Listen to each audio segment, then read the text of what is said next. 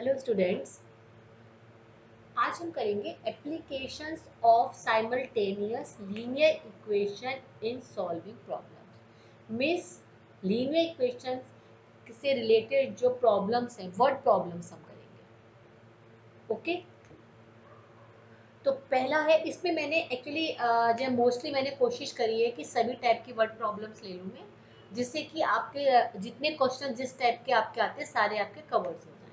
इस तरह से मैंने कोशिश ट्राई कराई है। First is 4 tables and 3 chairs together cost rupees 2250 and 3 tables of 4 chairs cost rupees 1950. Find the cost of 2 chairs and 1 tables. इस टाइप के क्वेश्चन जब भी हो ऑलवेज हम जैसे 4 टेबल 3 है, हम पहले 1 मान लेंगे कि cost of 1 table x and cost of 1 chair y। अब उसके बाद जो कंडीशन दे रखी है 2, इसमें यहाँ पर कंडीशंस हैं कि 4 टेबल्स, जब 1 की कॉस्ट ये है तो 4 की 4x हो जाएगी, सॉरी 3 चेयर्स मींस 3y, इन दोनों की together 2250 and second equation 4 chair means 4x, sorry 3 tables में 3x, 4 chair 4y equals to 1950। तो दो कंडीशंस हो गई कि जब 4 टेबल 3 चेयर ये कॉस्ट है एंड 3 टेबल्स 4 चेयर कॉस्ट है। बहुत इजी क्वेश्चन, ये इस टाइप के क्वेश्चन तो बहुत इजी होते हैं। अब जब x की वैल्यू किसी भी मेथड से, चाहे आप इसमें 3 मेथड है, एक तो substitution, second is elimination and third is cross multiplication. किसी भी एनी ऑफ मेथड से x की वैल्यू फाइंड कर लेंगे, y की value, x value is table and y is chair. निकालनी क्या है हमें 2 चेयर्स। 2 चेयर्स मीन्स जो वैल्यू y की आएगी उसमें 2 से मल्टीप्लाई कर देंगे, सिंपल। और 1 टेबल है तो कॉस्ट निकल के आ जाएगी 2 टेबल्स एंड 1। क्लियर। अब next question is a lending library, मतलब जो लाइब्रेरी है जहाँ से बुक्स को हम बोरो करते हैं, has fix charge for first 3 days and an additional charge for each day thereafter. Means जितने सपोज 10 days हैं तो इसमें से 3 days के तो कुछ वो लेगा ही, बाकी बचे 7 days के, उसके ईच डे के अलग चार्जेस हैं। तो फिक्स वाले को सपोज हम मान लेते हैं x और ईच डे वाले को मान लेते हैं y।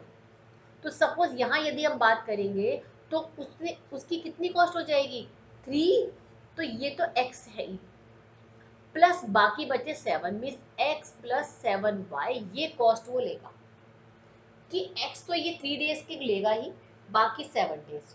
तो इसी कंडीशन को हम ध्यान में रखते हुए क्वेश्चन करेंगे कि क्या कंडीशन है, सरिता पेड ₹27।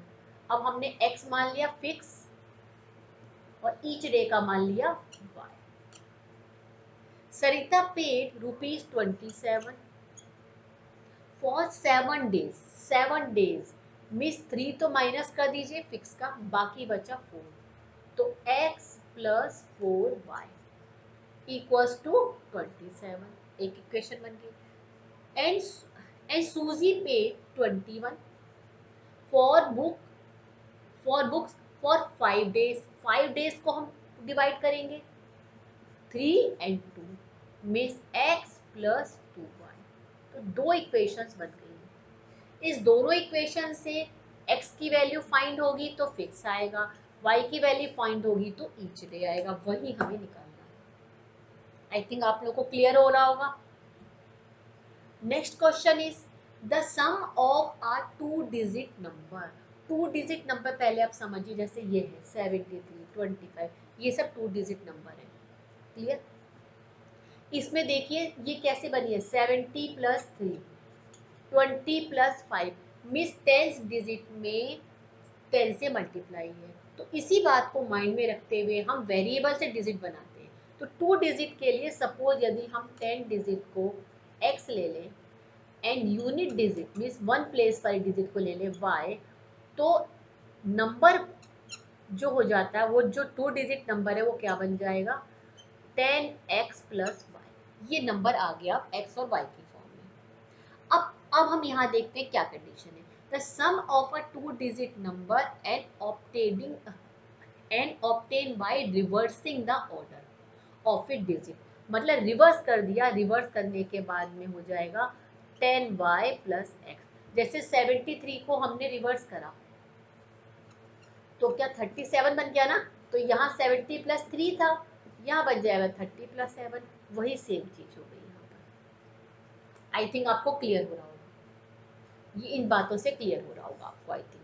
तो ये हो गया रिवर्सिंग के बाद में।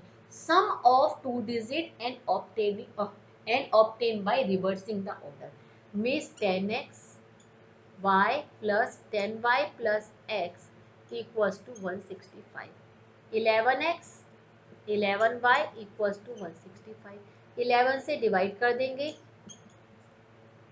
50।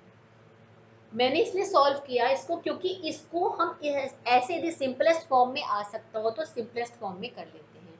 यहाँ दिखाई पड़ा कि 11 से तीनों डिवाइड हो गए। सेकंड केस में क्या है, if the digit differ by 3, मतलब दोनों डिजिट का जो डिफरेंस है वो 3 है। अब वो टेंस भी हो सकता है या फिर यूनिट कुछ भी हो सकता है, उससे फर्क नहीं पड़ता। हम y माइनस एक्स लिखेंगे तो भी वही होना है, वो ऑटोमेटिकली वैल्यू उसी तरह से आ जाएगी, उससे कोई डिफरेंस नहीं आएगा। तो आई थिंक इससे हम एक्स वाई की वैल्यू निकाल लेंगे, निकाल करके फिर इस वाले में जो नंबर है वहां पुट कर देंगे। सपोज एक्स की कुछ वैल्यू आई है, सपोज यहाँ पर जैसे कि वैल्यू आई, सपोज सपोज कुछ भी आई 15 आई सपोज, तो इंटू 15 कर दिया। y की वैल्यू 2 आई तो ये कर देंगे, बट नॉर्मल है जो भी वैल्यू आएगी यहाँ पुट करेंगे, मल्टीप्लाई करके y को ऐड कर देंगे। Understood. Second, third, fourth one, a 2 digit number is such that the product of it digit, पहले तो डिजिट बना लेंगे, वो आई थिंक आप लोगों को क्लियर हो गया। ये 10 है और ये यूनिट है, दोबारा मैं नहीं बता रही। प्रोडक्ट, प्रोडक्ट मीन्स क्या हुआ, ये एक्स वाई, प्रोडक्ट कितना है इसका, ये डिजिट का 20। If 9 is added to the number means 10y plus x, इसमें हमने 9 ऐड करा, the number the digit interchange their places, मतलब कि जैसे 73 था, 3 की जगह 7 आ गया, 7 की जगह 3, मिस क्या बन गया, ये कहने का मतलब वही है कि वो रिवर्स हो गया। यही बात कहने जा रहे हैं, रिवर्स कहेंगे या यहाँ इंटरचेंज कहेंगे, दोनों का मतलब एक ही है, सेम। क्लियर। तो 9 ऐड करने पर ये हो गया। क्लियर। तो अब इसको सॉल्व कर लेते हैं। यहाँ पर यहाँ हो जाएगा 9y, नहीं हाँ ठीक है, 9y minus 9x equals to -9। Solve करते हैं, y से डिवाइड कर दीजिए, y minus X equals to -1। थोड़ा सा और माइनस से कर देते हैं, तो x minus Y equals to 1। ये बन गई इक्वेशन। सेकंड कंडीशन में क्या है यहाँ पर, अच्छा हाँ ये तो पहली है और ये दूसरी है। अब यहाँ पर इसको कैसे सॉल्व करेंगे, यहाँ पर x को y की टर्म में कर लेंगे, y upon 20 upon Y, x की जगह यहाँ 20 अपॉन वाई पुट कर देंगे। उसके बाद में इक्वेशन ये बन जाएगी, ये जैसे भी आपकी क्वाड्रेटिक इक्वेशन बन जाएगी, तो quadratic equation means y square equals to 1। इसको हम लोग सॉल्व करेंगे और यहाँ y आ जाएगा। एलसीएम लिया ना मैंने, एलसीएम लेने के बाद करा है, तो इधर हो गया y square plus y minus 20 equals to 0। इसको ये सॉल्व कर लेंगे, दो वैल्यूज आएंगी, उसके अकॉर्डिंगली जो भी वैल्यू आएगी एक्स और वाई की वैल्यू आ जाएगी। चलिए इसको मैं सॉल्व कर देती हूँ। यहाँ पर वाई स्क्वायर प्लस 5 4 20 हुआ, 5y माइनस 4y माइनस 20, यहाँ कर देती हूँ। y common, y plus 5 minus 4y plus 5, तो y plus 5 and y minus 4, y की वैल्यू एक तो क्या आ गई -5, दूसरी y की वैल्यू आई 4, तो हम प्लस वाली वैल्यू लेंगे, माइनस वाली वैल्यू नहीं लेंगे। तो y की वैल्यू आ गई है, मीन्स टेंस प्लेस का आ गया। बस उसके बाद में कर लिया। वाई की वैल्यू आ गई, इसमें किसी भी इक्वेशन में पुट कर देंगे जो दो इक्वेशन थी, उसके बाद निकाल लेंगे हम। क्लियर? बस ये ध्यान रखिएगा, मैंने इसलिए सॉल्व करा ये क्वेश्चन कि माइनस वाला यदि है तो वो नहीं लेंगे, प्लस वाला लेंगे हम। ओके, अब fifth, father's age is 3 time the sum of ages of his 2 children. 2 children है इसके, C1 C2 लिख लिया, ये फादर है। तो इन दोनों का सम, फादर की x मानी, इनकी चिल्ड्रन की y मान लिया। Clear? is 3 times the sum of age of his 2 children। इनकी 3 times है, means x equals to 3y। Clear? x equals to 3y, उसकी क्या है, ये 3 times है। अब उसके बाद सेकंड में क्या है इसमें, आफ्टर 5 years, मतलब इसकी तो हो गई x प्लस 5, चिल्ड्रन की हो जाएगी x प्लस 10। क्यों? बिकॉज 5 तो एक बच्चे में ऐड होगा, सेकंड दूसरे चिल्ड्रन में होगा, तो यहाँ प्लस 10 करेंगे, क्योंकि y क्या है, इन दोनों का सम है। तो दोनों के 5 ऐड हुए, इसलिए 10 ऐड हुआ, यहाँ पर 5 ऐड हुआ। Will be twice the sum of age of 2 children, इसका क्या है यहाँ पर 2। तो ये दो इक्वेशंस आ गए। इन दोनों इक्वेशन से x की वैल्यू निकाल लेंगे, वही सिर्फ हमें ओनली फादर की वैल्यू निकालनी है। Clear? Next question, 5 years hence father's age will be 3 times the age of his son।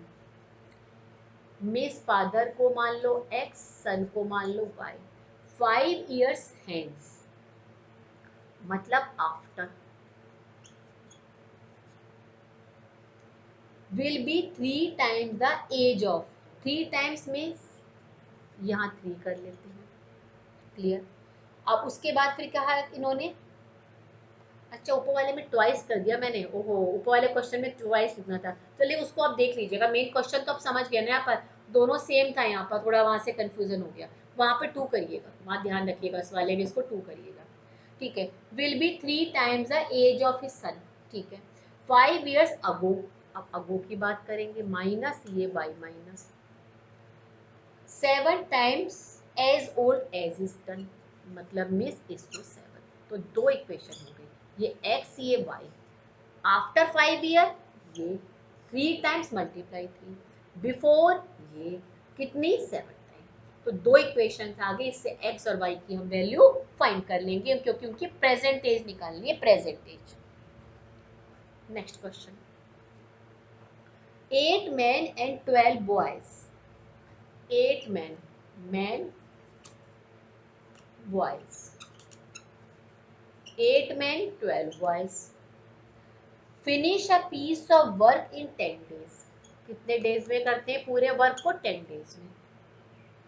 6 men and 8 boys in 14 days, ये 14 days में करते हैं।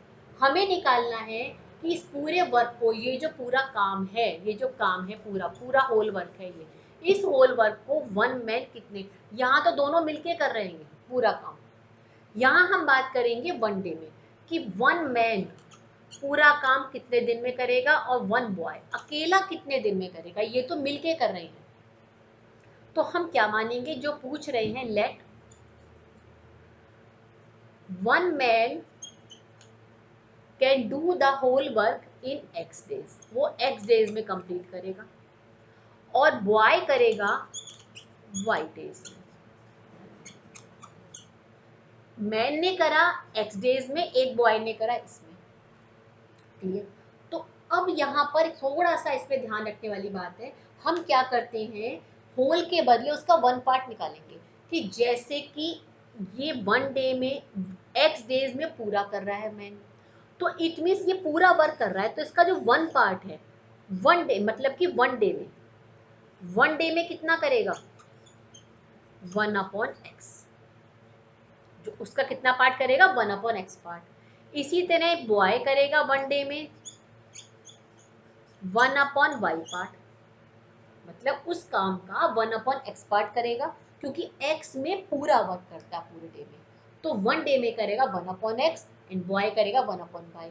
अब हम कंडीशन के अकॉर्डिंगली आ जाते हैं, 8 मैन एक दिन का में करेगा इतना, तो 8 में कितना करेंगे 8/x, 8 से मल्टीप्लाई करा। 12 कितने करेंगे 12/y, यानी एक दिन का मैन का काम, एक दिन का बॉय का काम, इक्वल्स टू ये एक दिन का ही काम निकालेंगे, मतलब कि 1/10 कर दिया।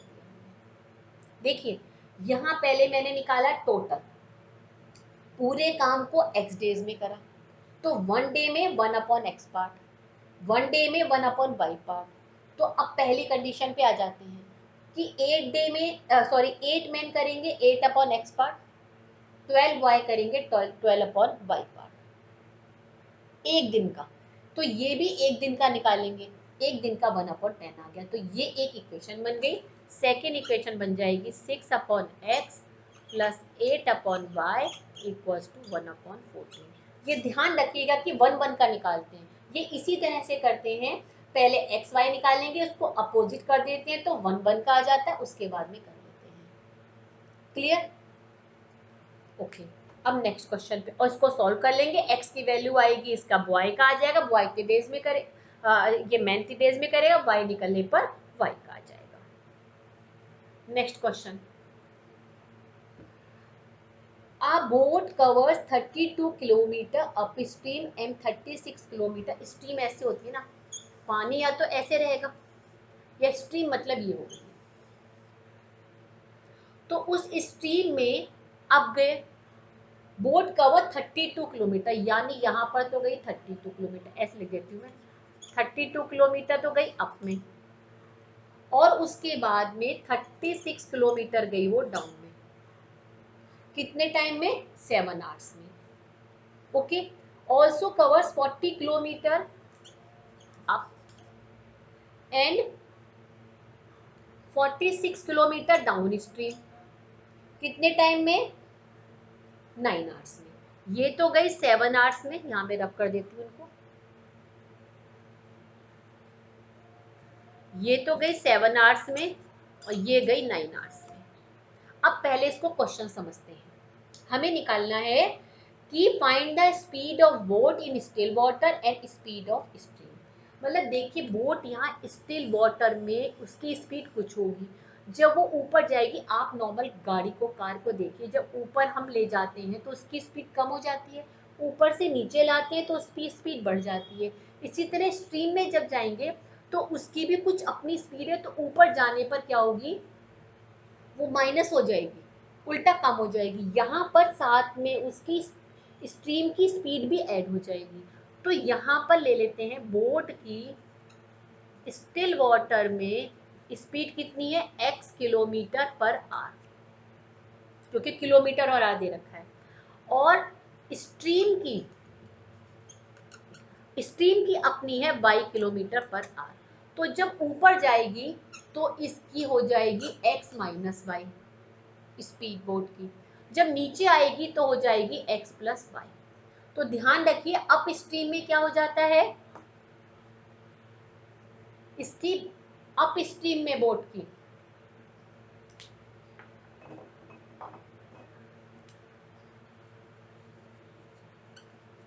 अप स्ट्रीम में तो हो जाएगी x माइनस वाई, और डाउन स्ट्रीम में हो जाती है x प्लस वाई।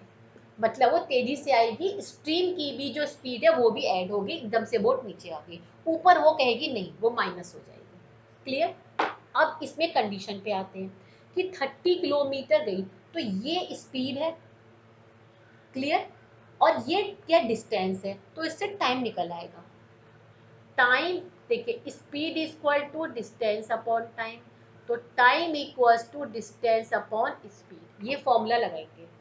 तो अब यहाँ पर बनाते हैं, डिस्टेंस कितना अप में कवर करा 32 किलोमीटर, अप में स्पीड क्या हुई x माइनस वाई, फिर नीचे आई 36 किलोमीटर का करा, कितनी हो गई वहां पे डाउन में x plus y, total time लग गया 7 आवर्स, 7। ये इक्वेशन बन गई। सेकेंड इक्वेशन में अप में कितना गई वो 40, डाउन में कितना गई वो 46 upon x plus y equals to 9। ये क्वेश्चन ऐसा जरूर आता है, बिल्कुल से समझ लीजिए। इससे एक्स वाई की वैल्यू निकाल लेंगे तो वो स्टिल वाटर में उस बोट की और स्पीड आ जाएगी स्ट्रीम की। तो ध्यान रखिएगा ये क्वेश्चन जरूर आते हैं कि अप स्ट्रीम में स्ट्रीम की माइनस होगी, नीचे आने पे ऐड हो जाएगी। ये क्वेश्चन जरूर आते हैं इस टाइप के। क्लियर हो गया साथ में समझ में? ओके, अब मैं थोड़े से कुछ और इसके बाद में बोर्ड क्वेश्चंस कुछ और कराऊंगी और चैप्टर की पूरी समरी सी भी समझा दूंगी आपको।